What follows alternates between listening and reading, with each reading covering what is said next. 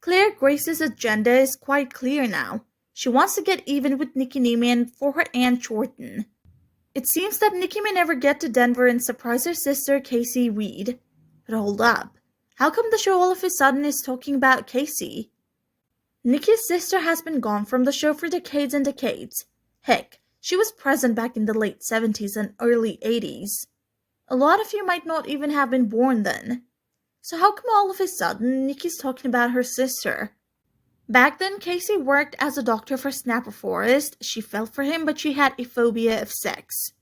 Nikki was much younger and Casey was concerned for her too.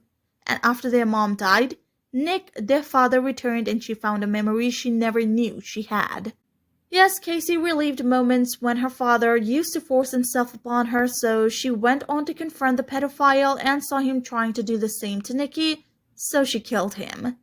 Knowing she was safe and that she'd taken revenge not just for herself but even saved her sister, Casey then started to heal. She even began dating Lucas Prentiss, and she was still head over heels for Snapper. Everything was going perfectly fine.